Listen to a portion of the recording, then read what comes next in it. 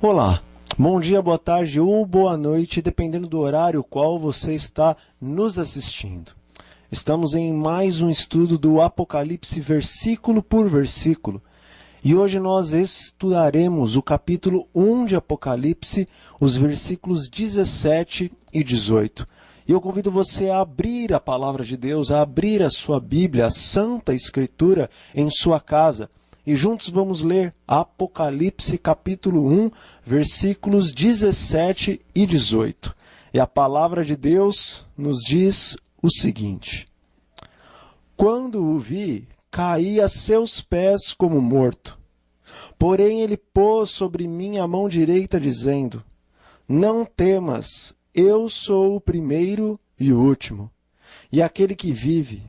Estive morto, mas eis que estou vivo pelos séculos dos séculos, e tenho as chaves da morte e do inferno. João nos diz, até aqui, que ele estava na ilha de Patmos, conforme o capítulo 1 de Apocalipse, os demais versículos que anteriormente estudamos. Ele nos diz que ele então recebeu no dia do Senhor, o sábado do quarto mandamento, uma visão. Nesta visão, João já começou desde o versículo 10 a relatar as maravilhas que o Senhor Jesus para ele estava revelando. E agora chegou um momento em que então João mirou-se de uma maneira toda especial, voltou-se para ver aquele ser glorioso que com ele estava falando. E João ele inicia o versículo 17 dizendo que quando o vi, João teve a maior oportunidade e bênção que um ser humano pode ter em toda a sua vida. A palavra de Deus nos diz que ninguém jamais viu a Deus e não veio a morrer. Pois o homem, pelo fato de ser pecador, ele não pode ver o Senhor, o Deus eterno, o Rei da glória e permanecer vivo.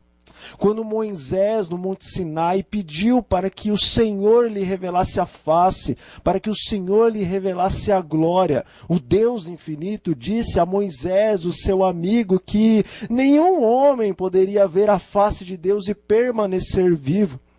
Então o Senhor colocou Moisés na fenda da rocha e passou por ele, mas antes de passar, o Senhor estendeu a sua mão sobre o rosto de Moisés para que esse não contemplasse a sua face e não viesse a morrer. Então, depois que o Senhor Deus passou por ele, ele permitiu que Moisés visse um pouquinho de sua glória, mas pelas costas. Nenhum homem mortal, finito, pecador jamais viu a Deus, senão Adão, mas quando ele ainda não havia caído em pecado, então este, Adão, viu o Senhor Deus, o Pai, o Filho e o Espírito, face a face. Mas após o pecado, nenhum outro homem teve o privilégio de realmente, como Adão, ver o Senhor face a face. Moisés falava com Deus face a face, mas ele não via toda a glória do Deus infinito, como Adão, a princípio, o via em toda a viração do dia, ou em todos os pôr dos sóis. Mas aqui João, nessa primeira visão que ele teve, nessa primeira visão profética do livro do Apocalipse, ele pôde então contemplar a face do Deus infinito. Ainda que ele não estava realmente vendo Deus infinito, mas ele o estava vendo em visão. Ele não pôde suportar a glória e a santidade de Jesus, o Deus Todo-Poderoso. Quando ele o viu, quando ele recebeu esta grandiosíssima e extraordinária bênção do Senhor, a palavra de Deus no versículo 17 nos diz que João caiu aos pés de Cristo como morto. Quando os soldados romanos viram tão somente um anjo, um poderosíssimo anjo descendo para libertar o Cristo, o Filho de Deus que estava naquele túmulo, naquela sepultura, quando os soldados romanos presenciaram esta cena, a palavra de Deus nos diz que eles caíram como mortos por causa da glória que circundava aquele anjo, a qual era semelhante a um relâmpago. E talvez esse anjo tivesse uma potente voz de trovão. Mas aqui João viu o Filho de Deus, aquele o qual a glória estava circundando aquele poderoso anjo. Quando ele viu o Senhor Jesus em toda a sua glória, então João não pôde suportar a sua infinita santidade. Ao fulgor resplandecente de Cristo, nada mais aquele ancião pôde fazer senão cair como morto aos seus pés, porque em verdade não há homem que possa ver a glória do Filho de Deus, ver a glória do Todo-Poderoso e permanecer de pé, pois nós somos pecadores e o Senhor Deus é santo, o Senhor Deus é santíssimo. E João, então, não suportando a santidade e o fulgor da glória de Cristo, caiu como morto. Mas João caiu como morto aos pés de Cristo. Nesta atitude, o nosso irmão João, ele estava nos mostrando, ele estava ilustrando que verdadeiramente nós temos que reconhecer o quão pequeninos nós somos. Verdadeiramente nós temos que reconhecer que nós somos pecadores e que os nossos pecados fazem uma separação entre nós e o nosso Deus, para que o nosso Deus não nos ouça, de acordo com o que está escrito no Antigo Testamento. Todavia, João reconhecia a sua pequenez, reconhecia a sua injustiça, reconhecia a sua pecaminosidade diante do Deus infinito, e agora então, reconhecendo o quão pequenino ele era e o quão dependente de Cristo ele era, o quão ele carecia da justiça de Cristo em sua vida, então ele se lançou, ele caiu como morto, mas ele se lançou aos pés de Cristo, porque ele sabia que era aos pés de Cristo que ele poderia encontrar auxílio para a sua situação, a qual era de pecador diante de um Deus que é santo, santíssimo, alto, sublime e tremendo.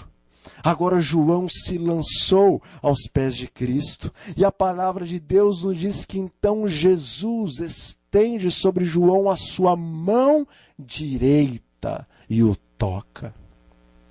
A mão direita de Cristo é a sua destra fiel, é a mão auxiliadora, é a mão ajudadora, é a mão abençoadora. E o Senhor reconheceu que João estava se humilhando diante dele, lançando-se, caindo aos seus pés. E agora então Jesus estende a sua mão direita sobre João. E isso também é uma ilustração para você e para mim. Quando nós caímos diante do nosso Deus, aos pés do nosso Deus, reconhecendo quão pequeninos nós somos, o quanto carecemos de sua glória, de sua justiça, então o Senhor cumpre a sua palavra, pois Jesus diz que todo aquele que vem ou que vai até ele, de maneira nenhuma esse será lançado fora. Todos aqueles que se lançam aos pés de Cristo, então Jesus sobre eles estende a sua destra fiel e os abençoa com a sua própria justiça, os abençoa com a sua própria glória, os abençoa com um conforto e com a consolação de que, embora sejam pecadores e não possam suportar a glória de Deus, ainda assim Ele os justifica em sua própria justiça e concede que eles, em sua própria justiça, agora tenham presença diante do Rei do Universo, o Pai, o Todo-Poderoso. E o Senhor Jesus não apenas estende a sua mão sobre o seu servo João, ele não apenas estende a sua destra fiel, a sua direita fiel sobre você e sobre mim, mas ele disse para João, ele disse para você e para mim, não temas. Por que não devemos temer? Porque a justiça de Cristo é sobre todo aquele que se humilha aos pés do Senhor. O Senhor Jesus, Ele morreu por ti, o Senhor Jesus, Ele morreu por mim. O Senhor Jesus, Ele doou a sua vida pela humanidade e Ele conseguiu, em sua vida perfeita, justiça, de acordo com a lei, de acordo com o que a lei demandava. E esta justiça a qual o Senhor Jesus conseguiu através de sua vida irrepreensível nos 33 anos que ele viveu nesta terra.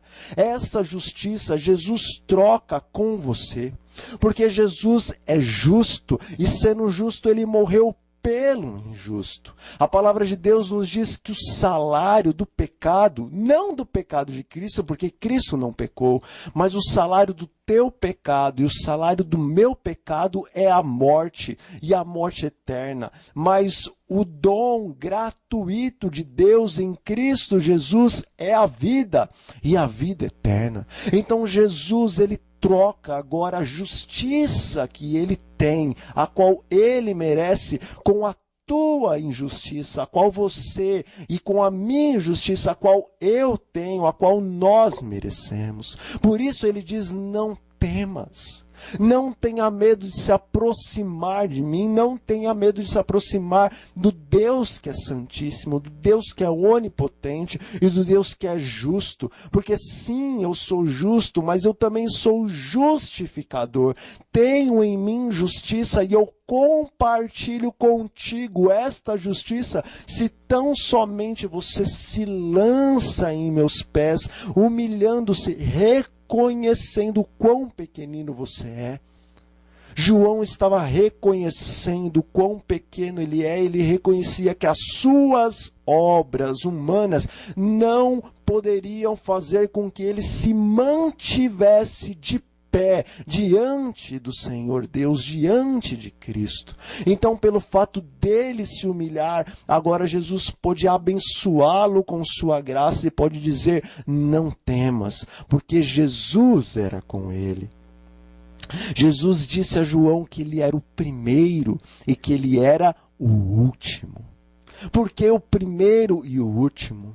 Porque em todo mundo, principalmente hoje em dia, nas denominações cristãs, um entendimento, uma doutrina, uma teologia de que Jesus não é Deus, mas que Jesus é criado por Deus. Jesus, em verdade, é o Filho de Deus, mas ele é o Filho de Deus porque no concílio eterno entre o Pai, o Espírito Santo e Cristo, foi determinado que no plano da salvação do homem, uma das três potestades do céu, que é o Pai, Cristo, Espírito, uma delas teria que descer a esta terra como homem, para que então doasse a sua vida ao homem. Jesus, Cristo, Emanuel, Deus conosco, é a potestade do céu, é o Deus o qual diz, e com sua palavra todas as coisas são formadas. A palavra de Deus no livro de João nos diz que ele é o verbo, nos diz que ele é a palavra de Deus e que ele é Deus, e que ele fala e as coisas se formam, e que nada do que foi feito no céu, na terra e em todo o universo foi feito de alguma outra forma que não seja por intermédio de Cristo. Ou seja, tudo que existe no universo, tudo que existe nesta terra, tudo que existe nesse céu, o qual contemplamos, foi formado por Cristo. E o livro de João também nos diz que ele é a vida, e a vida dele estava nos homens. Então, por esse motivo, no concílio eterno entre Pai, Filho e Espírito Santo, Jesus, Cristo, teve que descer, e quando ele desceu, ele nasceu como um homem através da Virgem Maria. Quando ele nasceu como homem, agora não apenas ele era Deus, mas ele era o homem, e agora sendo homem, então Jesus tinha um Pai eterno e celestial. Por isso Jesus é o Filho de Deus. Na eternidade ele sempre foi um com o Pai, ele sempre foi um com Jeová, ele mesmo sempre foi Jeová, mas a após ele descer para essa terra, ele se tornou carne, se tornou homem, e assim como você e eu somos filhos de Deus, Jesus, ao se tornar homem, também, como homem, se tornou filho de Deus. Então, o Jesus encarnado é filho de Deus, mas Jesus é eterno juntamente com o Pai e com o Espírito. Então, desta forma, Jesus não foi criado na eternidade por Deus, mas ele, o Pai e o Espírito Santo sempre existiram. Jesus é o primeiro e Jesus é o último. Ele é o Alfa e ele é o Ômega. Ele é aquele que tem a vida e é aquele que pode dar a vida, doar a vida a todos aqueles que a ele se achegam com sinceridade, todos aqueles que a ele se achegam com fé, todos aqueles que pedem para si, pela fé, a graça de Deus em Cristo Jesus. Ele falou para João, sim, que ele era o primeiro e era o último. Mas ele diz que ele também é aquele que vive. Ele é o possuidor. Ele é o doador da vida. Jesus é a existência de todas as coisas. Você tem noção, e será que eu mesmo tenho noção do que isto significa, meu amigo e minha amiga, meu irmão e minha irmã? Jesus é aquele que vive.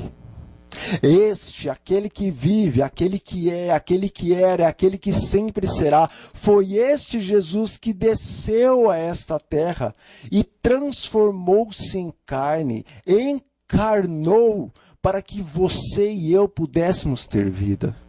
O nosso quinhão, o nosso galardão por sermos pecadores é a morte eterna. Mas aquele que é a vida, aquele que é o doador da vida, ele decidiu se envolver no invólucro humano para que você e eu pudéssemos ter acesso novamente à vida e acesso novamente ao trono do Deus infinito. O possuidor da vida, aquele que é a vida e aquele que doa a vida, hoje ele é também o teu irmão e hoje ele é também o meu irmão. Na verdade, meu irmão e minha irmã, meu amigo e minha amiga, a verdade é que hoje, após a crucifixão de Cristo, após a ressurreição de Cristo e após a ascensão de Jesus aos altos céus, nós, os homens, os seres humanos que caíram em pecado, o único planeta em toda a vastidão do universo santo e celestial de Deus, o único planeta, a única ovelha que se desgarrou, que se transviou, que caiu em pecado, que entrou em rebeldia. Nós somos o objeto de suprema compaixão de Deus e interesse de Deus, porque hoje, no trono do universo e por toda a eternidade, nós temos o nosso irmão.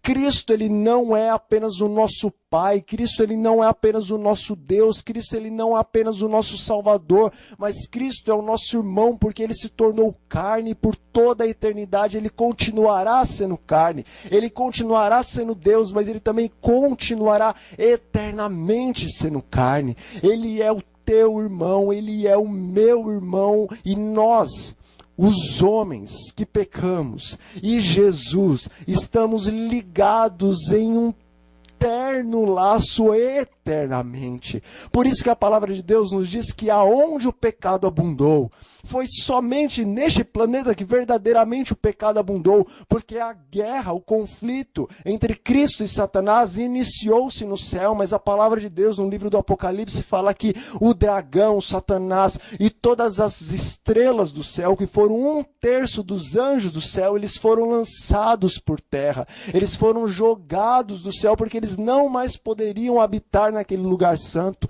Então, aonde iniciou-se o conflito, que foi no céu, o conflito foi tirado de lá e foi lançado para cá. Então, somente neste planeta a rebelião, o pecado abundou, mas a graça de Deus superabundou.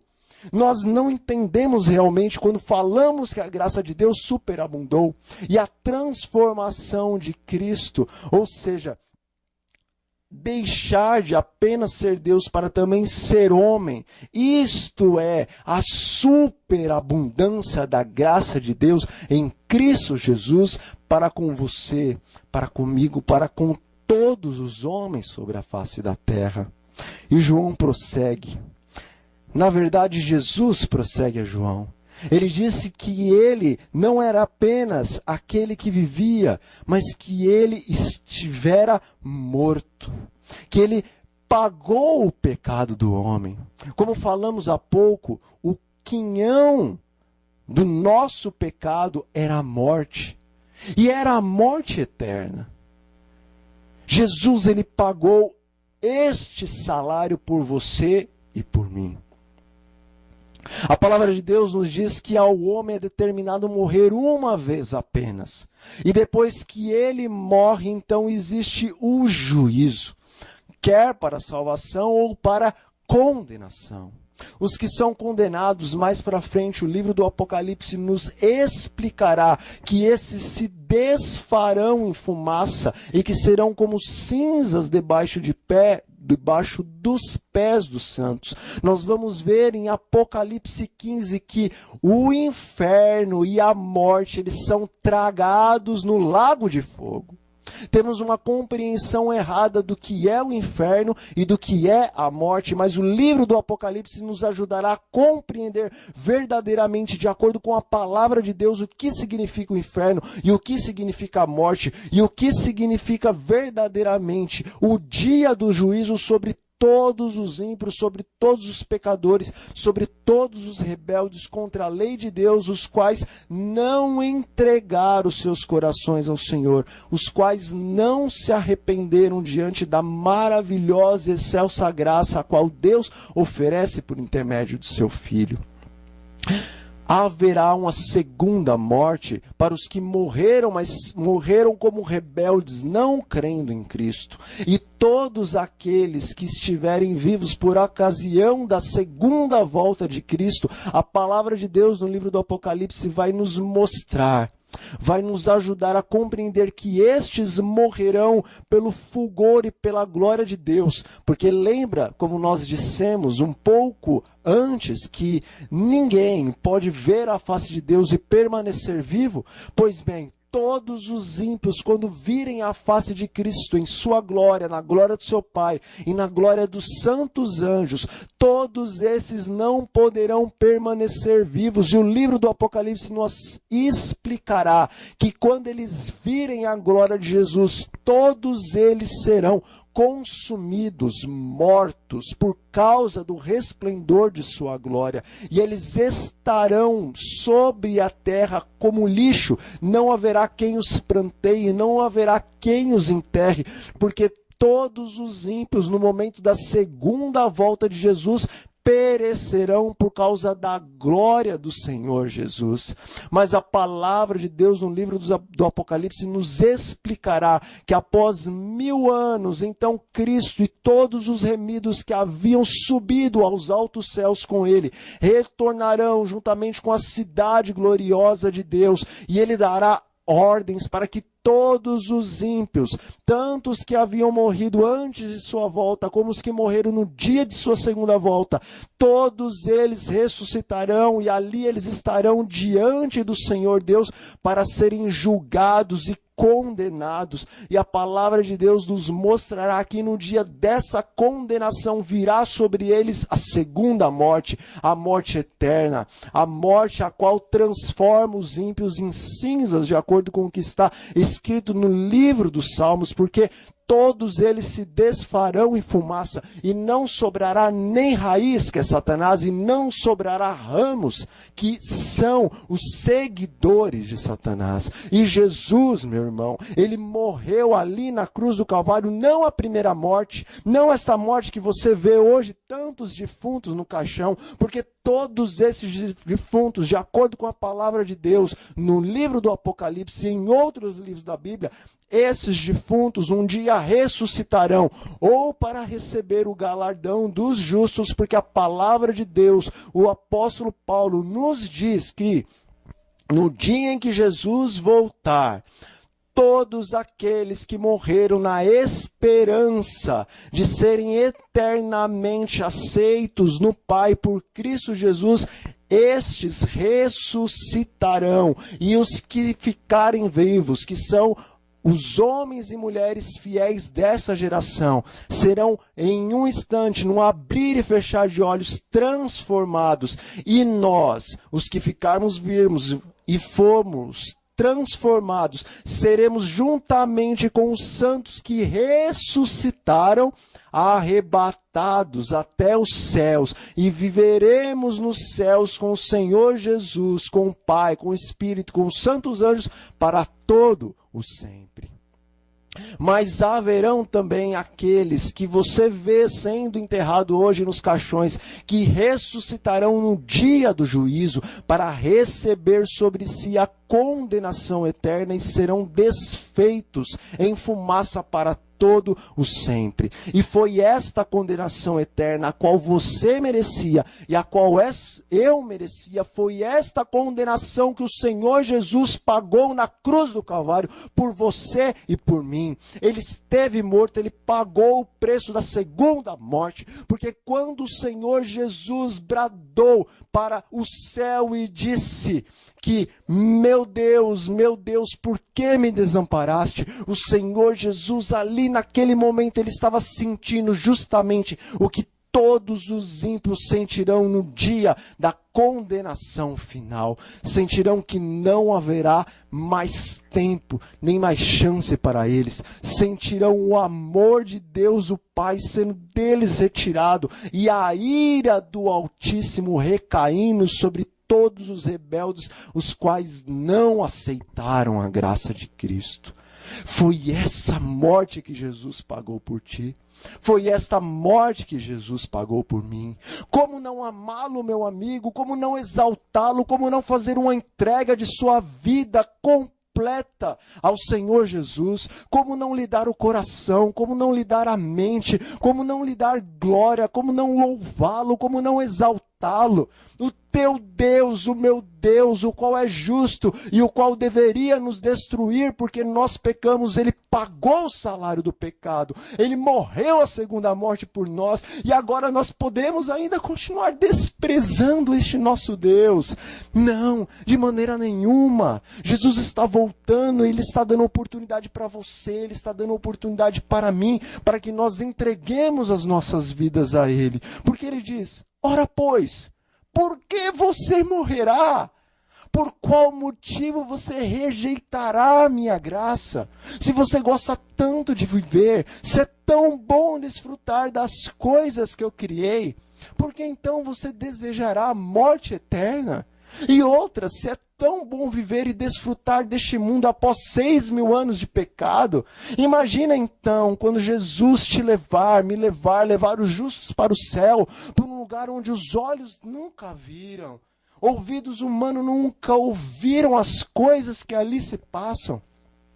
E as coisas que ali existem nunca subiu ao coração do homem, nunca subiu à mente do homem. Mente humana, finita alguma, pode imaginar o que Deus tem preparado para os seus filhos no céu glorioso. Portanto, não perca tempo, aceite a Jesus, entregue-se a Jesus, consagre-se a Jesus, peça o verdadeiro batismo do Espírito Santo, o qual lhe concede amor, mansidão, pureza, paciência e tantos outros dons como a própria fé.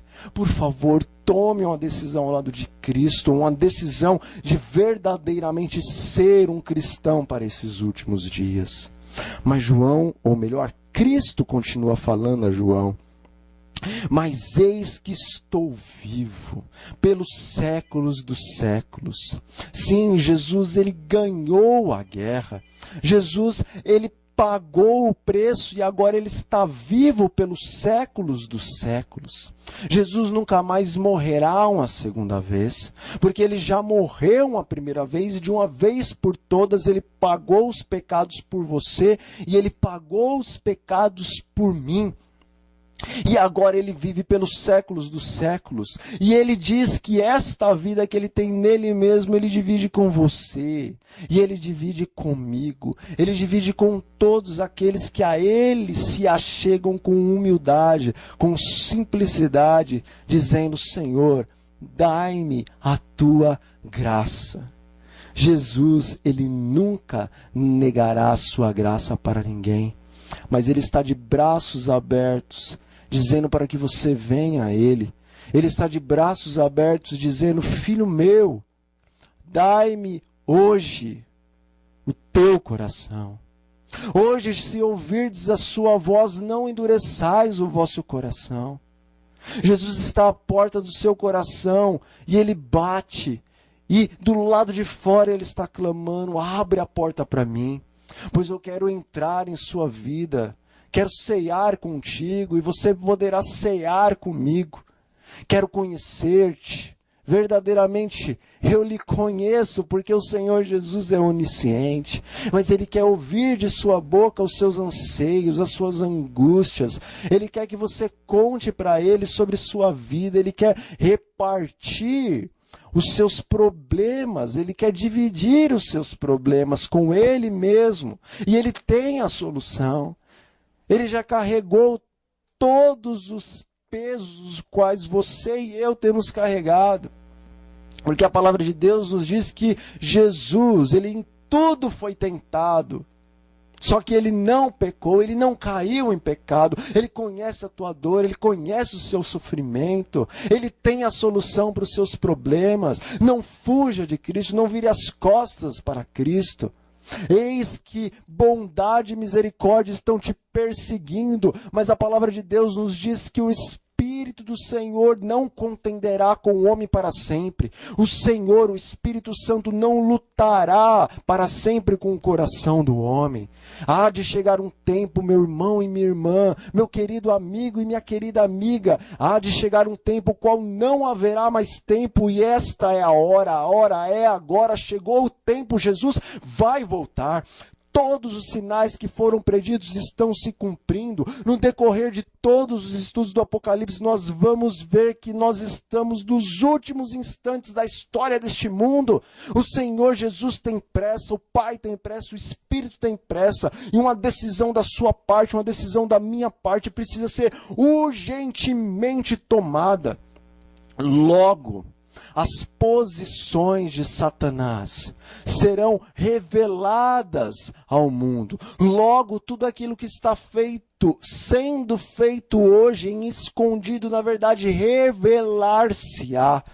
Logo virão leis, logo virá uma nova ordem. Não uma nova ordem de acordo com o que temos visto nesses dias. Não uma nova ordem mundial de acordo com o que temos ouvido. Porque verdadeiramente Satanás, assim como no Éden, quando ele entrou na serpente, ele misturou a verdade com o erro, trazendo um engano muito sutil, extremamente pegajoso para Eva. Hoje em dia, Satanás faz as mesmas coisas, ele mistura a verdade com o erro e traz para você e traz para mim, com a finalidade de nos desviarmos da verdade como ela é na palavra de Deus. Mas o livro do Apocalipse vai nos revelar o que é a verdadeira nova ordem mundial, e isso está para irromper sobre o mundo.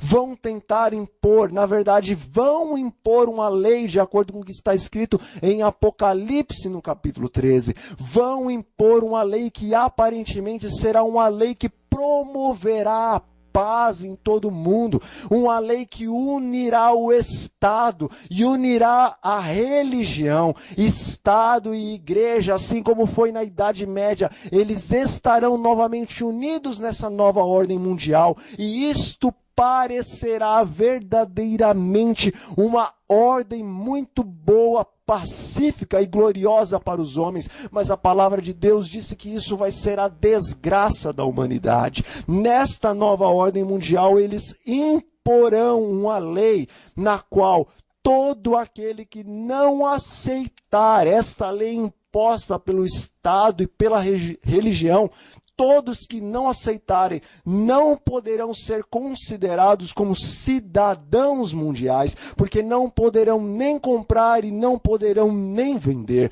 A verdade é que para os filhos de Deus nos últimos dias haverá perseguição. Sim, a palavra de Deus nos diz que haverá até mesmo morte seguida, perseguição seguida de morte para alguns dos fiéis de Deus.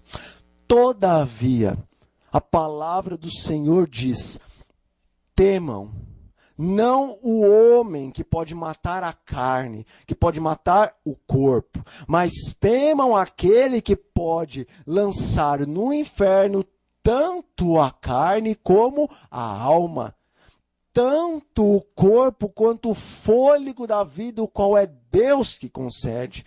Portanto, meu amigo e minha amiga, se porventura por causa de Cristo você for odiado de acordo com o que está escrito na palavra de Deus pelos lábios do próprio Cristo, se porventura você ou eu formos odiados porque desejamos viver piamente as verdades de Deus para os últimos dias, lembre-se, ainda que soframos perseguições, ou se porventura, ainda que venhamos sofrer algum dano maior fisicamente, lembre-se que quem vai triunfar no final é Jesus. E todos aqueles que morrerem crendo no Filho de Deus, diz a palavra de Deus pelo apóstolo Paulo, que no dia em que Cristo voltar e que o arcanjo tocar a sua trombeta, todos os mortos em Cristo ressuscitarão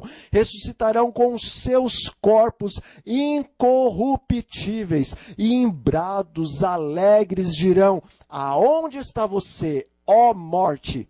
Aonde está a tua vitória? Onde está o teu aguilhão? Por isso não tema a perseguição e não tema a morte, mas fuja da nova ordem mundial, porque a palavra de Deus nos mostrará que todo aquele que aceitar a marca sobre a sua mão ou sobre a sua testa, e isto é muito mais do que um número 666, isso é muito mais do que um chip. A mão direita na sociedade judaica representa trabalho, representa poder, representa autoridade, e a testa representa a consciência.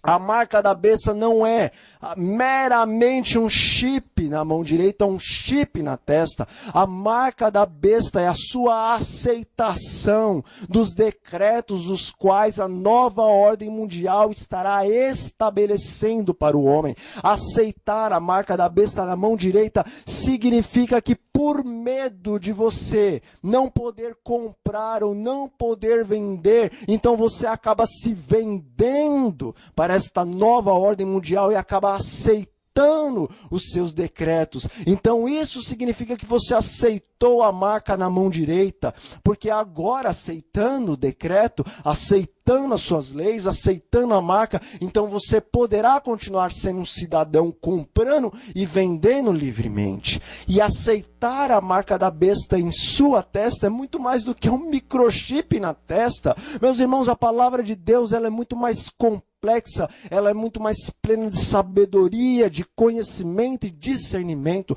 Aceitar a marca da besta em sua testa é aceitar as doutrinas de Satanás, as quais serão incutidas de maneira muito sutil na nova ordem mundial, é aceitar essa doutrina em sua consciência, ou estas doutrinas as quais têm um pouco da verdade, mas não toda a verdade. Aceitar a marca da besta em sua testa é compreender, talvez, que até então aquilo que foi dito está errado, mas você prefere achar que aquilo está certo para viver em paz com toda a sociedade a qual aceita a nova ordem mundial. Portanto, aceitar esta marca em sua testa será conformar-se com as falsas doutrinas, as quais serão introduzidas na nova ordem mundial. Fiquem atentos, porque dentro em breve não passará esta geração sem que todas estas coisas aconteçam. Mas o livro do Apocalipse nos revelará com todos os detalhes o que é essa nova ordem mundial e qual o tempo em que virá essa nova ordem mundial e qual o tempo em que virá a marca da besta para que você e para que eu a aceitemos. E em nome de Jesus, não a aceitaremos. Finalizando, Jesus ainda disse uma coisa para João. Ele disse: eu tenho as chaves da morte e do inferno.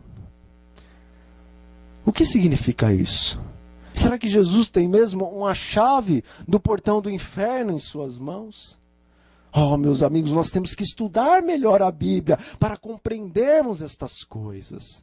A verdade é que Jesus, sendo justo, não cometendo nenhum pecado e morrendo, o que ele obteve?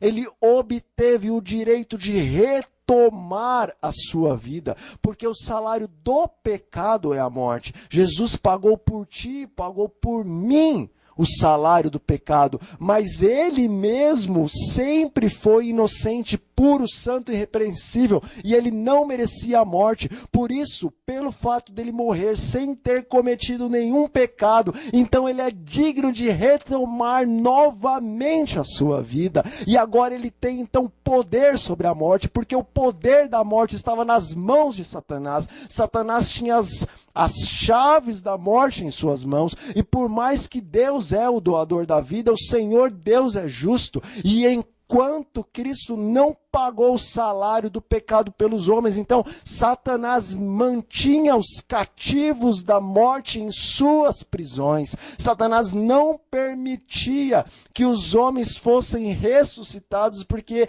ele dizia diante de todo o universo que se Deus ressuscitasse os pecadores, os quais mereciam a morte porque haviam pecado, então se Deus os ressuscitasse, Deus seria um Deus injusto. Mas Deus, ele é justo, ele respeitou as regras que ele mesmo estabeleceu nesse conflito entre a verdade e o erro, e quando ele desceu aqui como homem e viveu uma vida justa e irrepreensível nos santos mandamentos do Pai, e morreu e ressuscitou, então agora as chaves da morte e do inferno não estão mais nas mãos de Satanás, e ele não pode mais manter os homens cativos nas sepulturas, mas Jesus tem toda a autoridade. Ele é hoje o juiz de toda a terra, ele é o juiz de todos os homens, é o teu Deus a quem te ama, o qual te salvou, o qual oferece a graça, que é o teu juiz.